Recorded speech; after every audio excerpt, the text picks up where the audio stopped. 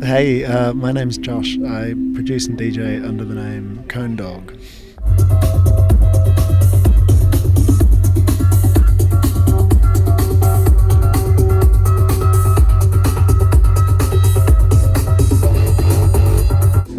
Doors open, they're like, what do you want? And I'm like, I want that fucking drum kit, that's awesome. And we played in this like French house inspired electro duo called Tree Boy and Cone. There's still a big gap between what I'm making and where I aspire to be at. And then it wasn't long until Ableton came to me. The deal was done. Spent some money and got some stuff to be able to record this drum kit. I'm definitely excited to start integrating more originals and I'm excited to produce a bunch of music this year. Mostly diving deeper into DJing and then more recently finally reconnecting with production. Where you found me in this moment is just kind of finishing tracks. What I hope to do is finish those and then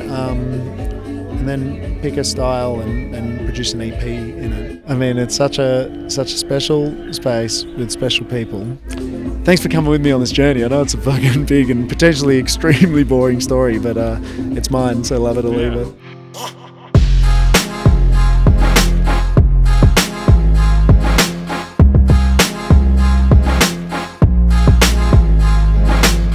Hi everybody from Earthen Rhythmics 2022 Festival and Gathering, natural building, music, art.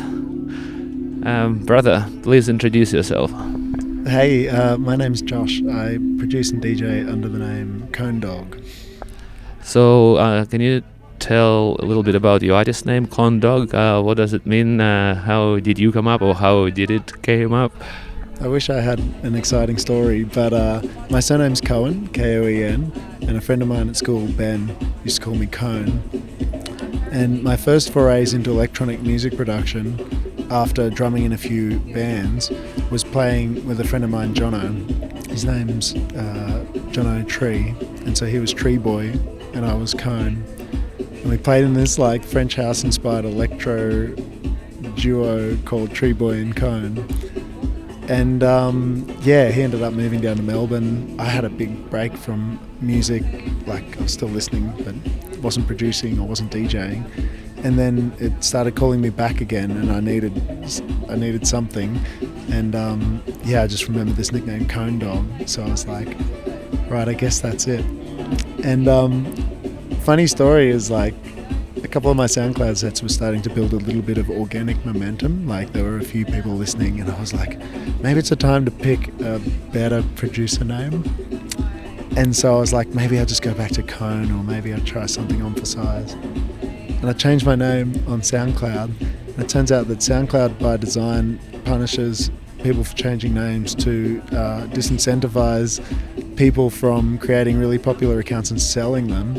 And so I changed my name and my views just dropped to fucking nothing again overnight. I was like, oh shit. And I changed it back thinking it might help, but it didn't help. So still Konedawg and no listens on my SoundCloud. No listens at all? I have some, but I don't think I have any organic followers. I think I have a handful of people that appreciate how I share music and maybe appreciate that I just dish out set lists for free and stuff. Not for free, but you know, like some DJs maybe don't share the set list, and for me I just think like, oh well, you know, like, if people want to know, I'm just going to give them timestamped references. So yeah, there's a handful of dedicated Konedoggers. That's good. I personally, follow you, and I love the tunes that you play. I don't know if I have listened to any that you produced, but some of them are in your sets, right? Some of your own tracks or not? From time to time, but I think at the moment how I'm exploring DJing is I really love to explore like kind of energetic flow, and my productions, while I'm having a lot of fun, there's still a big gap between what I'm making and where I aspire to be at. And so, yeah, I do sometimes work tracks into my sets, but today, for example, decided to just stick with some tech house, some low groove. I'm definitely excited to start integrating more originals, and I'm excited to produce a bunch of music this year, so I think it's a good year for it. Very nice, interesting. You mentioned that you were a drummer first. So how did you get into music, and when did it happen? Yeah, cool. So Mum and Dad weren't really into music, but I'm the youngest of 3 siblings. My brother and sister have really diverse tastes in music. And so from a really young age I got exposed to lots of really cool stuff. Like Matt had all this excellent metal. So I was listening to like Ministry and Devon Townsend and Meshuggah like when I was like pretty much 4 or 5 years old, which was cool. And my sister had like a lot of folk music and some Ben Folds 5 and like acts like the Whitlams, like Aussie, kind of bands. And it was this great little baptism into the world of music outside of like video hits. And then my brother moved to London for a while and was diving really deep into electronic music and would send me music back. He was a real champion for exploration of music, and really he had great taste and showed me lots of stuff. And so at that time we were still on dial-up, so I didn't really know about the options of like using the internet to find music. So what year are we talking about? This would have been like kind of late 90s, early noughties. Yeah. So I was born in 88, and then it must have been early high school years was when there was kind of this shift away from just metal and rock and funk and kind of diving deeper into electronic music. There's at the time Global Underground was kind of growing, and like Fabric Live, the club in London, and there were just all these really kick-ass DJs like James Lavelle and like I can't think. I was going to say Roy Orbison. I think that's not who's from Orbital. Brain fart. Long Weekend. A bunch of like Leo and Bushwhacker and Uncle and then other parts of the spectrum like DJ Shadow, and then of course big acts like Daft Punk, and that were some of my earlier kind of the connective tissue to being like, electronic music's really cool. And Crystal Method and Chemical Brothers and those sorts of guys as well, which is like hugely influential. How did when did you decide, or how did you decide to produce, and when did it start? So I played saxophone when I was younger, and I loved playing in bands, but I wasn't very disciplined, and I was okay, but I didn't work very hard. And then towards the end of high school, I discovered drumming, and I absolutely fell in love. Like, drumming was a different animal to other instruments I'd explored, and it just felt so excellent. And so it was such an eye-opener just to really feel into like the power of playing and getting into the meditative state of just like rhythm. And I loved, from early on, I really loved playing in time. Like, it's a funny one, but I loved playing to metronomes or playing along to other tracks because I just loved that idea of really locking in. End of high school, started playing in a couple of bands, and then at uni I scrounged and got together some money to buy a drum kit. There was this place called Billy Hyde Drumcraft in Surrey Hills, and they would do once a year, they'd do this thing called a doorbuster sale where they would sell some of their display items really cheap. It was this kick-ass PDP, like a derivative of DW drums, like maple lacquered 5-piece kit that normally, like, the shells would have been $1,500. I was selling it for like $400. So I finished this like split shift. I had uni and then work at this restaurant in Bathurst where I was living at the time, and we got in my partner at the time's little Hyundai Excel, this tiny little purple car, and just like chuffed off at midnight to Surrey Hills and parked by the side of the road at this drum joint. And it was fucking awesome. There were 3 people in line before I got there. One of them was homeless, and he wanted this snare drum so he could get it cheap and then just go hock it to make a little bit of money. I was like, yeah, that's awesome. And then this other guy that was in line in front of me wanted like these cymbals that were going cheap. And so even though I was 3rd or 4th there, no one else had yet picked this drum kit. And yeah, it was kind of exciting, like sitting at the front of this joint. Then first thing in the morning, like doors open. They're like, "What do you want? What do you want?" And I'm like, "I want that fucking drum kit. That's awesome." And like, here. I was like, "Yes, best $400 I ever spent." And so then started gigging in bands. I played a couple of bands through uni, and I remember thinking it'd be fucking awesome to be able to record these drums, but I didn't even know where to begin. And I'd ask people at music stores and stuff, and they would be like, "Oh, you need like a mixer." And I was like, surely there's some piece of technology where you can record into a computer and have everything go separately, because all that anyone was ever recommending to me had this like stereo out option, and I'm like, fuck that, like it should be possible to get multiple channels. And this guy Stuart Niven, he used to like engineer for like an Aussie rock band, The Butterfly Effect.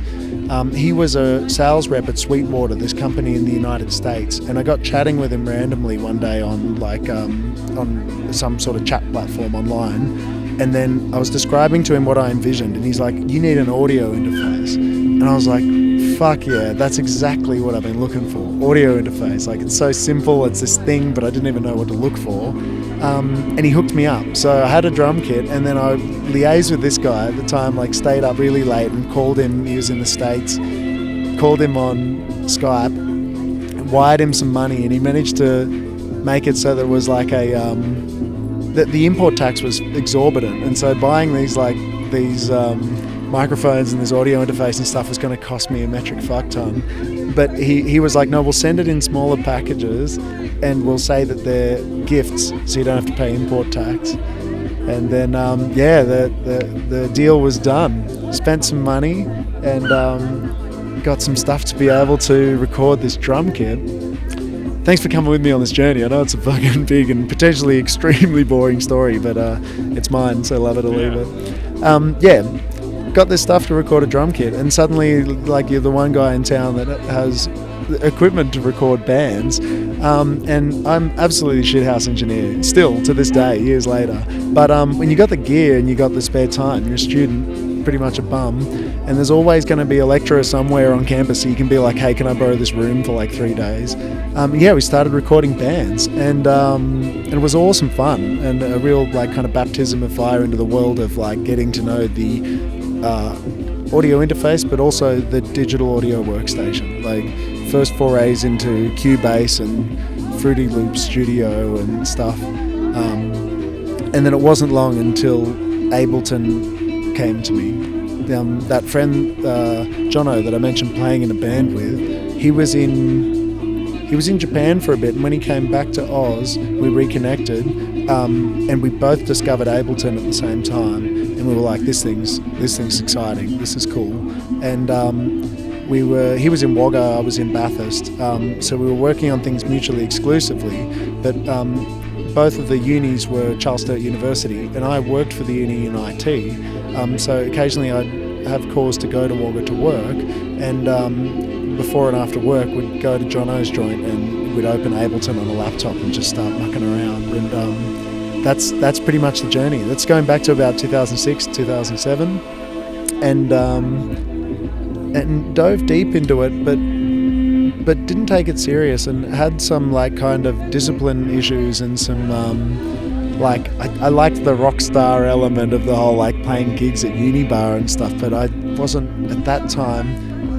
I didn't have my head wrapped around the hard work that it would take. And I think it was disheartening because production is hard work, and you spend a lot of time and energy sometimes without a lot of yields. And I speak to every producer I meet about that, and the one saving grace is that's it. Like, you just got to work your ass off. And so I was disheartened. And when I graduated from school, I got a gig, and a pretty good paying gig in IT, and I went from strength to strength, just kind of followed my nose and was in the corporate world, and it was excellent having disposable income. It meant I could travel to some parties overseas and things, but the passion for music really died off. And so just a couple of years ago I was like, I don't want to be that guy that looks back and wonders like, what if I actually stuck with it?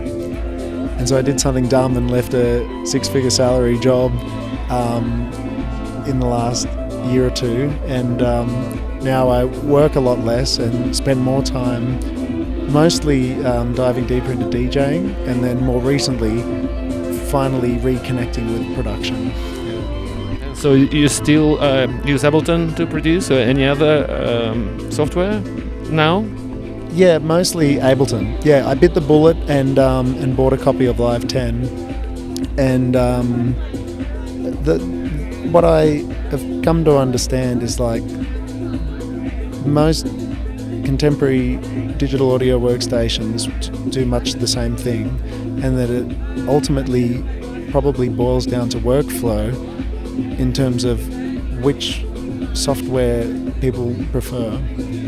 And I'd love to get to know other workstations better because it's always so exciting, but it's also really time consuming, and I think I know just enough now with Ableton that I think you could spend a lifetime. Like, you see guys like Bill Day and you see guys like Tom Cosm, and then even further back like Tim Exile and Matt Moldover, like discovering things that the developers could not have even kind of imagined, you know, that's sufficiently complex enough that your users end up telling you how to use your software, and that's just so exciting, this idea that like you can spend a lifetime still honing new sounds, like that there's always going to be this continual evolution of the intricacies of electronic music, and that there's so much space, and now that the barrier is lower than ever that anyone with a laptop can produce, it's just too good and it's too exciting a time to come into the picture of the unfolding of the universe to not have a fucking crack at it. Like,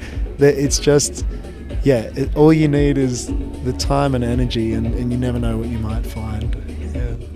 That's awesome. Nice attitude.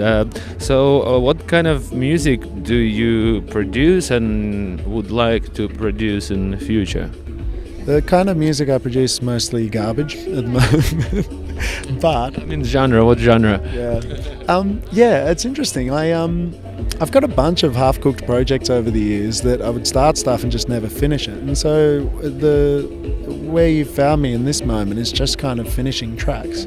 And the biggest philosophy is mostly just getting out of my own way and seeing what unfolds, and then learning to abandon them. And rather than, I've done this thing a bunch over the years. It's a bad habit and probably reflective of the attention span challenges that I have and how easily distracted I am. But like, sometimes I just work a track into the ground, spend all these hours on it, and just like thinking that I'm honing a part of it and getting closer to it sounding great, and then end up with something, and then I'll go back and listen to an iteration of the track, like, 15 hours of studio time earlier, and it's better. It's more simple, and it's more spacious, and it breathes better, and it's yeah, like I think I guess I've gone off on a little bit of a tangent, but yeah, I guess what I'm exploring is that I'm just kind of finishing this eclectic collection of tracks that are all sorts of stuff, but they definitely are influenced by some of my favorite styles, including like kind of tight minimal techno, and I quite like, psychedelic elements within the mix. But yeah, I mean, there's a few original productions on SoundCloud of varying degrees of quality and polish, and they're all a little bit different, I think. Yeah, but what I hope to do is finish those and then pick a style and produce an EP in it. I've been chatting with the guys at Digital Diamonds and some of the guys on Subtrail, some of these psychedelic minimal techno labels. I did a couple of feature sets for them, and I'm just like, man, the style's cool, and I think it'd be a great place to try to carve out a little bit of self and just see like, oh yeah, what happens if I try to make a little bit of this? So yeah, we shall see. Today, your DJ set, you played sort of mostly housey type of stuff, was it? Yeah. There's this dude, Alexic Rod, and I think it's his label, Low Groove, and it just really speaks to me. It's got high dynamic range, so the tracks translate really well when they're on smaller systems, and then on bigger systems they just breathe beautifully. And it's super groovy, it's spacious, it's minimal, and and it mixes really well in and out of a variety of things. And so stuff similar to that is really my bag at the moment. I love all the psychedelic techno, but last few parties I've played at, I have big plans to play like, you know, an hour or two of some of the fattest, chunkiest kind of psychedelic techno, and you get there and there's 8 producers in a row before you that have played it, and your set time comes up and you look at your playlist and you're like, oh man, like I think this crowd needs something fresh right now. Like you can see and feel the fatigue sometimes if there's too much of a single style. And so yeah, today I think, you know, 1 p.m. on a Monday afternoon, I tried to find that balance between not too aggressive, but also still to keep myself happy. I was really hankering to have a dance, and so yeah, what I shared today, I guess, had some fatties and then kind of wound out with something a little bit more ethereal. But yeah, had a lot of fun. Well, I think you succeeded in what you tried to achieve. In general, how have you found the party, the whole party overall? This party? Yeah, this party. Yeah, it's magic. I mean, it's such a special space with special people. I've been to a couple of parties on this site before, and this is the biggest vision yet. And just this family is, I guess, how it feels. You know, like Jack. I've come to know through another friend, Maxie, who has thrown parties up here before, and it's just like a powerhouse of close friends that work hard and offer so much, and but above all else, they're just so open-hearted, open-minded, and just bring such great energy. And so I originally wasn't going to have been able to make it this weekend, and then a few weeks ago there was a shift around some stuff I had planned. The weekend was free, and I just reached out immediately. I was like, Jack, I'd love to come, but also I'd really love to play. He's like, of course, man. I was like, woo, like so excited.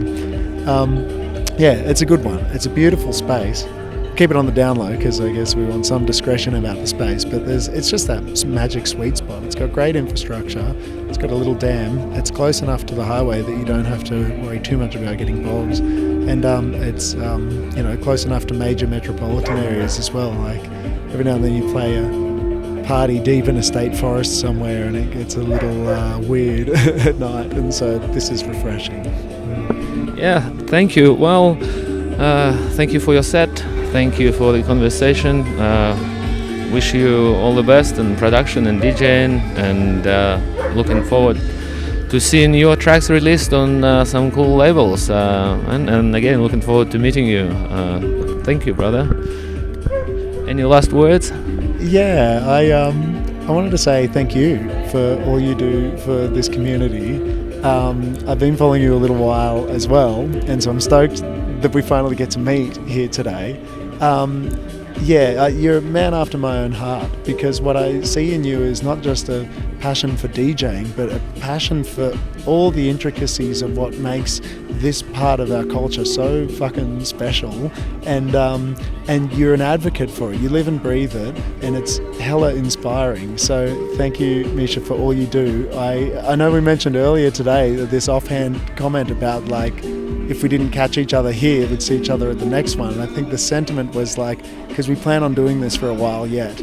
And man, that fucking speaking my truth, man. Like, I love this. I think it's really special, and I think as much of it that we can document and keep track of and be like, hey, this is happening in this part of the world with these people, and it's fucking rad. I think that's really special. So thank you. Thanks very much. Yeah, imagine looking 15 years from now at some of this footage. It's gonna be amazing. Well, thank you everyone for watching too. Appreciate. Please comment, like once again, and see you soon. Bye.